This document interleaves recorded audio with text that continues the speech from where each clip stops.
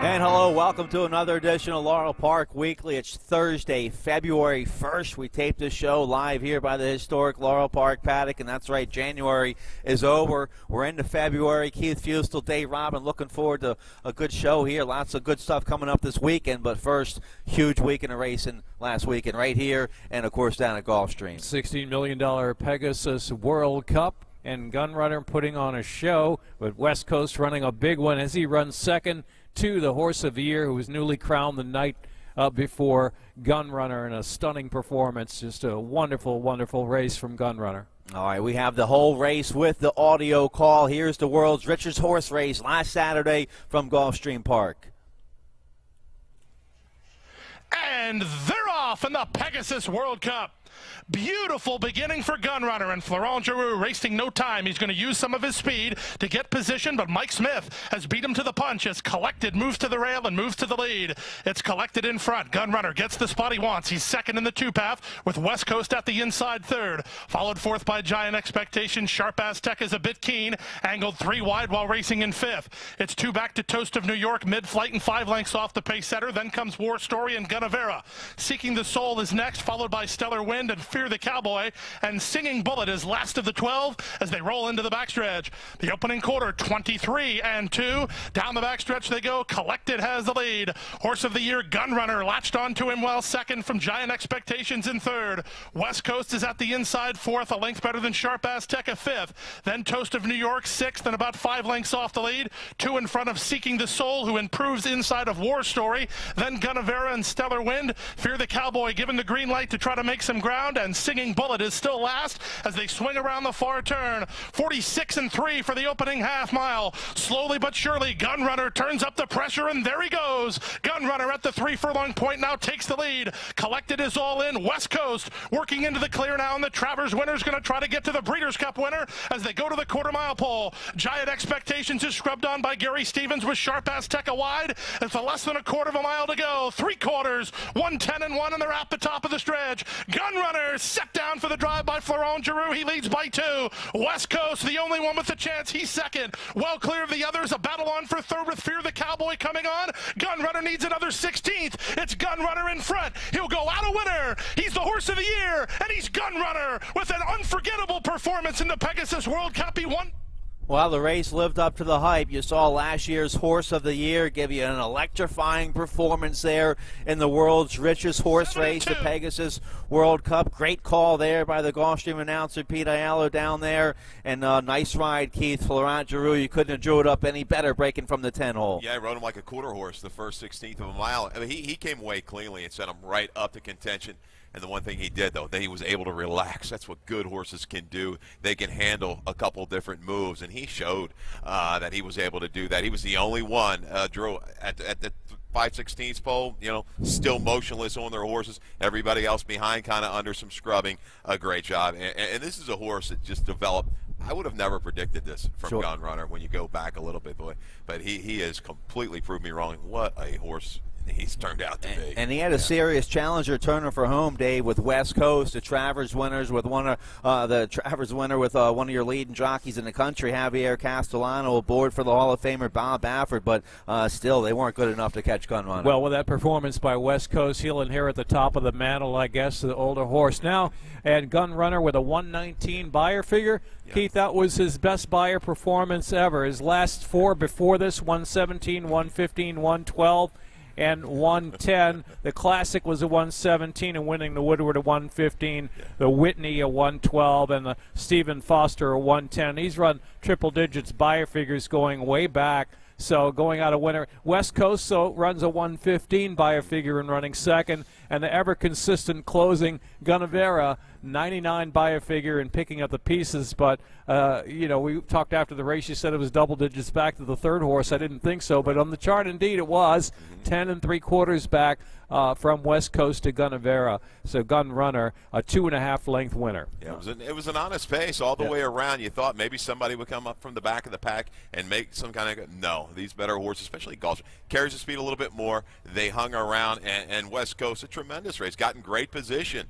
Loomed a serious danger at the quarter pole, but you saw Gun Runner was just clearly best. And lots of folks questioning post 10 for Gun Runner, winning from way out there, so to speak, at that Gulfstream configuration for the Pegasus, and a lot of people doubted he could, but you said sent out of the gate like a quarter horse. And Sharp Azteca taking back just enough and letting those go on as Collected tried to go, but Gun Runner was just too much. All right, so the fans and the bettors, they showed up for the big day down there at Gulfstream. They had a record handle down there.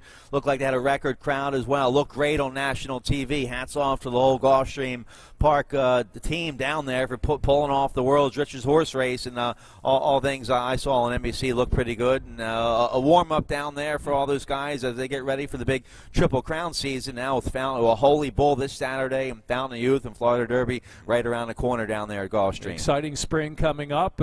Still lots of great racing at the championship meet at Gulfstream Park to come. All right, so they had a big day down there last Saturday. We also had a big day right here at Laurel Park. Big crowd last Saturday. They saw $400,000 stakes. Let's start here with the Marshall, the Maryland-bred filly Limited View. She's back in good form. Let's show you what she did in the Marshall. She was the beaten favorite last out in the Gin Talking, but trainer John Salzman Jr. has her back in good form. The Hall of Famer Edgar Prado, a nice ride here on Limited View. She was the popular favorite here. She had to beat Enrage, a nice filly in here, and the 6 for Flint Stites, Last True Love, a good second, but Limited View, powerhouse performance. Adding the Marshall to her Maryland Stakes resume, she won the Maryland Million Lassie and Maryland Juvenile Filly Championship to close out her 2-year-old season. A bit dull in the Gin Talking, perhaps with an excuse on the inside that day, but bounding back to best form for third stakes score. And Prado knows how to finesse her along for sure. No doubt about it. If you saw that, he never pulled the stick. Right. She did have gate trouble again. She was bounced around, had to steady leaving the gate, but he got her out to the better part of the track that day. The outside seemed to be pretty golden for the most part,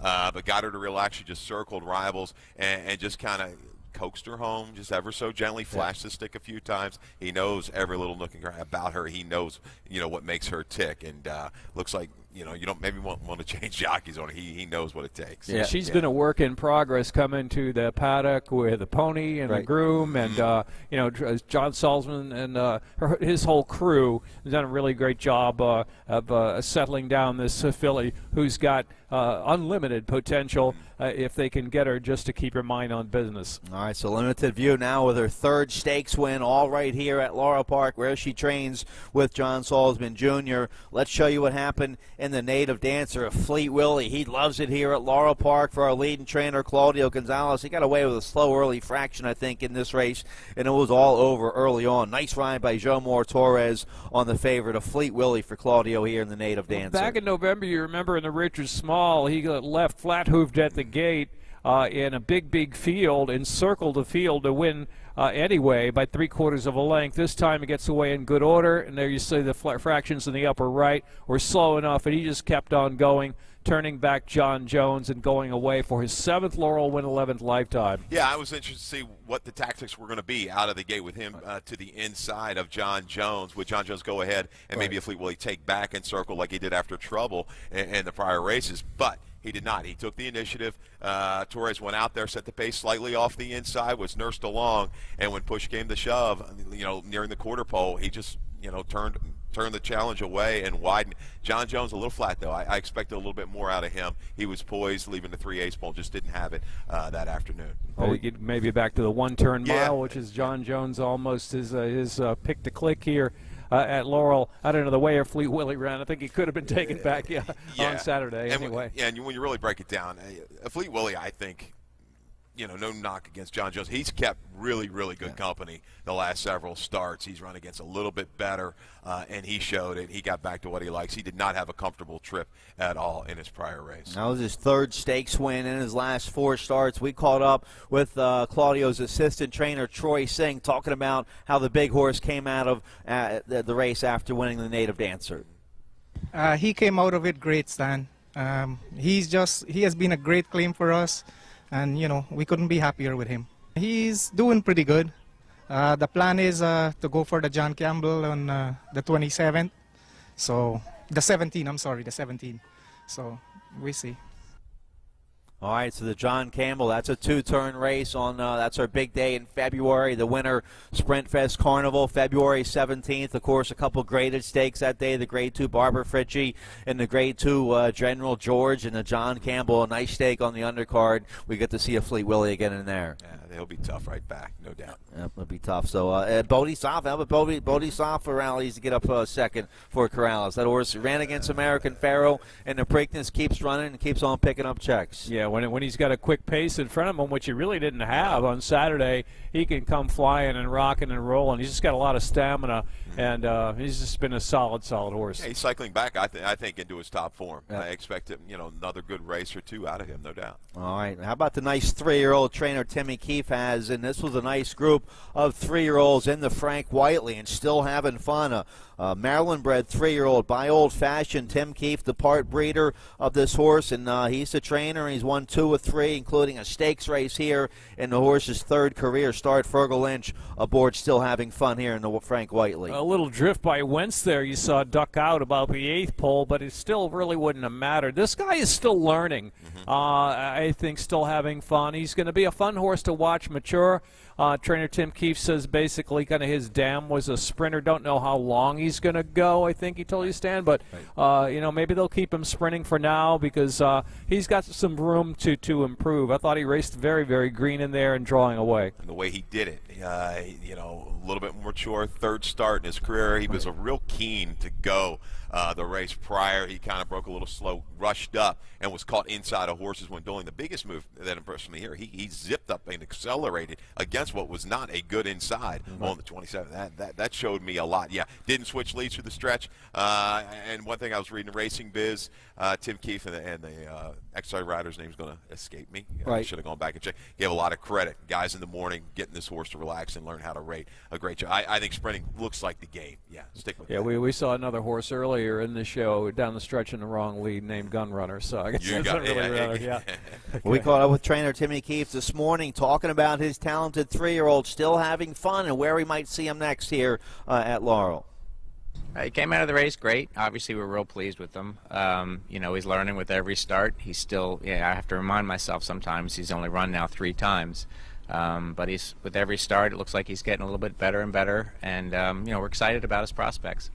The next race looks like it'll be the Miracle Wood. We're slowly starting to stretch him out. I have no reason to think he can't go a little bit longer, maybe even 2 turns at some point. So, but taking it a little bit at a time, race by race. But again, we're real pleased with him. All right, so the Miracle Wood next. I believe that's a flat mile, I believe, in February. And then after that, you have the private terms in March and the Tessio in April. Not getting ahead of myself, but it's a nice 3-year-old to root on here, still having fun. We'll get to see him next in the Miracle Wood. And that's what you got to do. Trial and error, you're going to stretch him out a little bit further and then come back if it doesn't work. I mean, company-wise will have a lot to do with it, too. Can he withstand the move up in class and stretch out? And a 1-turn mile certainly should be well within his scope. It's not a 2-turn race, though it is a little bit longer. And Wentz, a good second there for John Service. A VIP code, a nice 3rd coming off the layoff. A little bit of a layoff there for Phil Schoenthal. I'm waiting for him for the turf. I think they're gearing up for a pretty good turf season with VIP code. He ran a couple of at least a monster race, rather, on the grass at 70-1 at Belmont back at the Awad last year as a 2-year-old. And this was his first race back after his 9th place finish in the Remsen on the dirt. All right, so the Frank Whiteley, that was our 3rd $100,000 stake race of the day. We weren't done. We still had one more. The Nellie Morse for $100,000 going 2 turns. And you had Jewelrat, the favorite in here, Line of Best Fit, Skyflower. But how about the Mike Trombetta filly in the Navy now by Midshipman, 5-year-old mare getting good at the right time. She's won 2 in a row here at Laurel Park. $20 upset winner. Here comes Julian Pimentel. Nice ride on the outside here for this Trombetta filly in the Navy now. Jewelrat was looking to make it 4 in a row. She had a little bit of a setback on her hoof there, according to Ben Colebrook pre-race interview, if you were watching the Laurel Park signal, but maybe she just needed that race, so she'll run a lot better. Good race, though, from in the Navy now. I thought last out and this out. Last out going the 1-turn mile. she rallied against a moderate pace to win going away with a big 5-wide run. And she likes this track. 3rd win from 11 starts in the Navy now. A case of seconditis, I guess, has been cured, right? Sure, I mean, yeah. A string of seconds. Took her a while to get through the condition. Boom, there it is. So a good effort, and she was way out there. Line of best fit, and after the troubled race prior, ran a big one too. Just got a short lead late and just couldn't hold off in the Navy now. Skyflower, good 3rd there for trainer Jerry Brooks. She's been knocking off the door against Stakes Company her last couple starts. So Skyflower, a good 3rd there in the Nellie Morse. All right, so that was our 4th $100,000 stake of the day. Last Saturday was a big weekend. Hope you had some fun out here. Hope you cashed some bets. Let's get a quick commercial break. When we come back, we'll talk about a big field we have here tomorrow, Friday's 8th race, a big maiden special weight. We have a couple interviews about it right after this.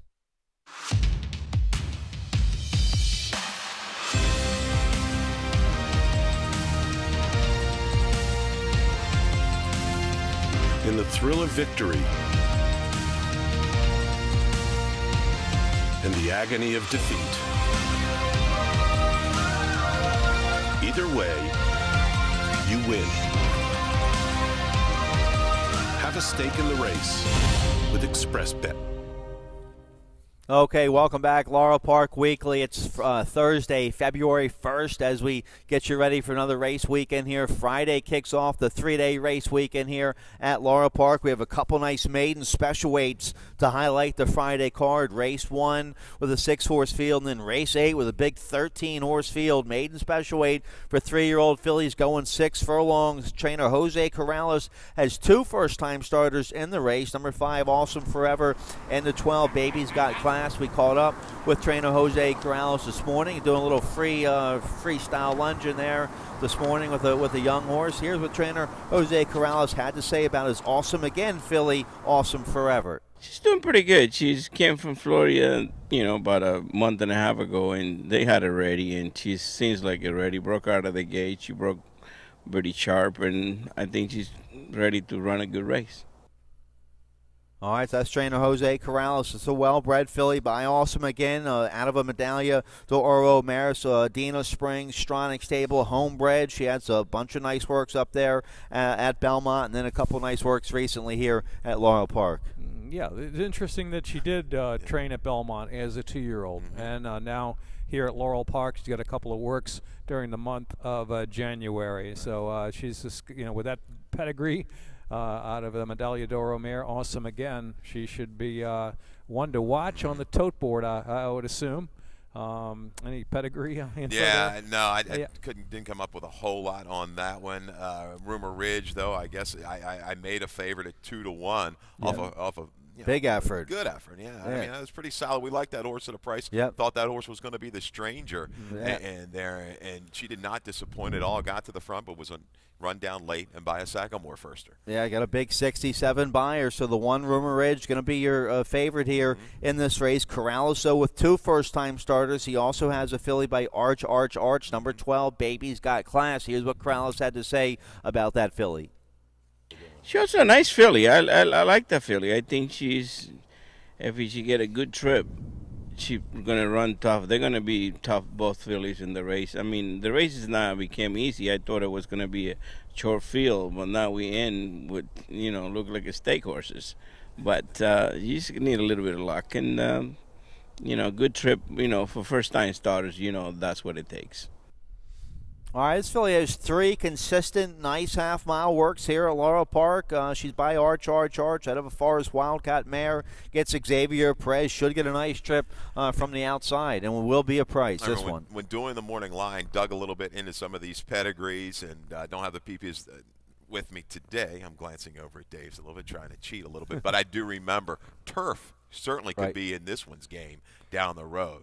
Yeah, and we're not too far away. This is a nice race. Going to be the feature of the day. A bunch of nice first-time starters in here. Corrales with 2. Trainer Kelly Rubley with a first-time starter in here. Ron Moquette with a first-time starter in here. You have Mary Epler with a second-time starter. Linda Rice with a first-time starter by Curlin. And how about the Phil Schoenthal filly? Number 8, Madison Avenue by Quality Road. This one owned by Dark Hollow Farm. Phil Schoenthal does well with the young horses. This filly has a nice half-mile mile bullet work here at Laurel Park, January 27th. You get Fergal in stride. We caught up with trainer Phil Schoenthal talking about Madison Avenue for the 8th race Friday. Madison Avenue is really strong. She came in about a month ago from Carrie Fromer down in Aiken, South Carolina. And Carrie said, just get her gate card and put her in, and she's ready to roll, and she was right. I mean, this filly is fit. She's breezed 3 times, has been very impressive in the mornings. Hasn't missed a note. Big, strong, good-looking filly. We think she wants to go longer eventually. We think she's good enough to win going 3/4 against maidens, and we're hopeful she's going to run really, really well.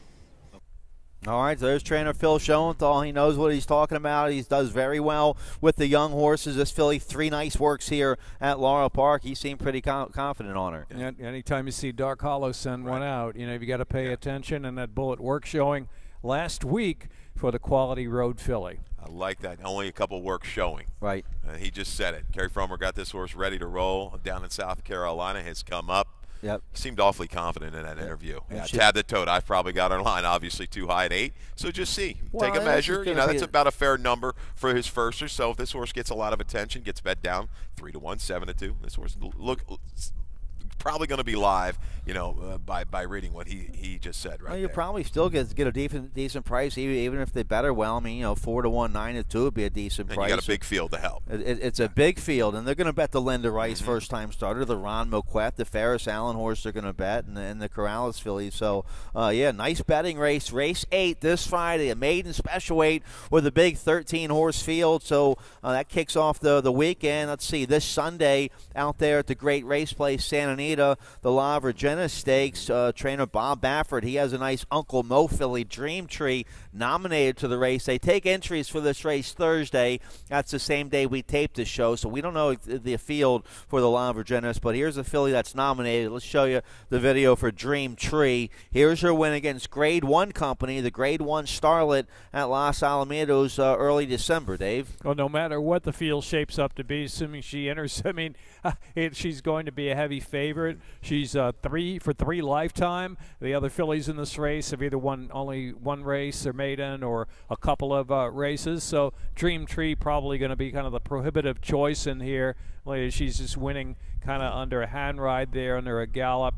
My Bad Behavior is interesting. She's 2 for 2 at Santa Anita. The Richard Balsas barn, if you see her, Ms. Bad Behavior is her name. And Steph being Steph, who's a horse who lifetime is 5 starts with 2 wins and 2 seconds, though not a winner at Santa Anita. She's placed a couple of times, but she's won at Golden Gate and Los Al as well. So she's won on the dirt. So those are probably the 2 that are going to attract attention, but no doubt I think the bridge jumpers might be out on her, just judging from that video. She looked awfully strong. Looks like she can cover more ground, no problem, well within her. I like this little freshman coming back to the mile, and you look at the noms, a bunch of these really, haven't even tried 2 turns and stretching out. They're going to have their hands full. Dream Tree goes, right? What's she going to be, 2 to 5, 3 to 5 range? You would think. And I guess this other Baffert, he wouldn't run 2, right? And we were just talking before the show. And Bolden, who looked awfully good in debut, is he going to throw both of them against each other? Entries Thursday for that race, which is before we the entries drawn after we've taped the show. Yeah. All right, so 11 talented fillies nominated for the La Virginias. We'll see how that field shakes out. We have the field here for one of the features at Gulfstream this Saturday. They have another big Saturday coming up with 5 stakes down there. The Grade 2 Holy Bull is one of those stakes. The video we pulled for the race was a horse nominated. That horse didn't enter, but still a nice field in the Grade 2 Holy Bull for 350,000 3-year-olds going a mile in a 16th. Kieran McLaughlin with a nice horse in there, Enticed. Enticed with a rail's going to help. The rail draw, won at Saratoga in the mud in September as a 2-year-old in his debut, so obviously the inside doesn't bother him. Gets a good draw, seems to be improving. Won the Kentucky Jockey Club Gold Cup. Churchill Downs back in November, off ever since. But I like Audible in here, Stan. Into Mischief Colt from the Todd Pletcher barn. Inside's been pretty good, that distance at Gulfstream, as we know. And post 4 this year has been reeling and rocking. Audible draws it. It's 4 for 13 this year at Gulfstream in a mile and a 16th. That's 31%. And this colt has a nice workout, a bullet at Palm Beach Downs for Pletcher. Audible for WinStar, China Horse Racing Club, and SF Racing in the Holy Bull. Yeah, I'm willing to give Free Drop Billy a pass. Didn't have the easiest of trips in the Breeders' Cup. Juvenile has come back, working very strongly. Dale Roman's always a force on the path to the Derby. Yeah, Dale Romans with a couple nice ones in there. Free Drop Billy also has Tiz Mischief, who was a good second behind Enticed in that grade 2 at Churchill.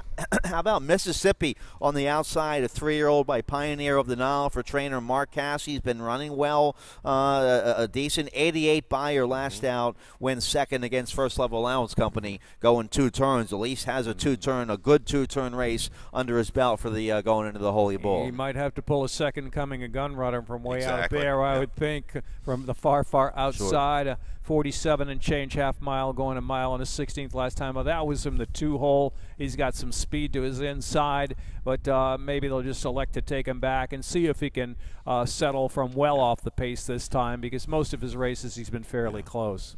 All right, so a big field in the Grade 2 Holy Bull this Saturday at Gulfstream. You can watch all the action right here at Laurel Park. We have the Cure the Winter Blues handicapping tournament. It started last Saturday.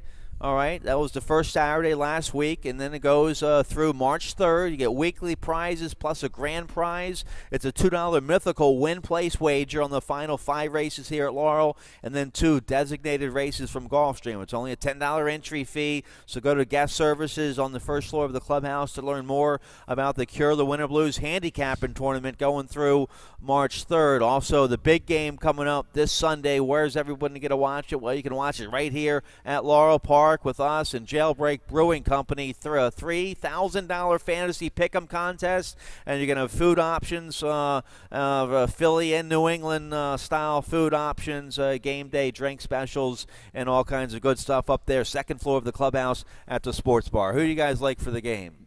I'm going to have some cheesesteak, Philly. All right, you're going with the Philly cheesesteak.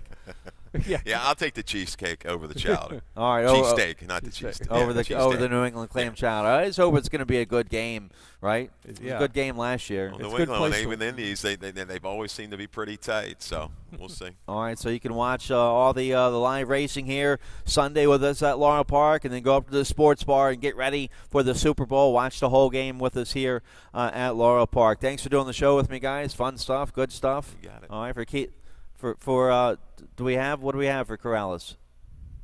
Okay, well, now we showed that. We'll show. Let's show it again. Let's wrap up with that. Here's trainer Jose Corrales working with the filly this morning here at Laurel Park. For Keith Fustel, Dave Robin, I'm Stan Salter. We'll see you this weekend here at Laurel Park.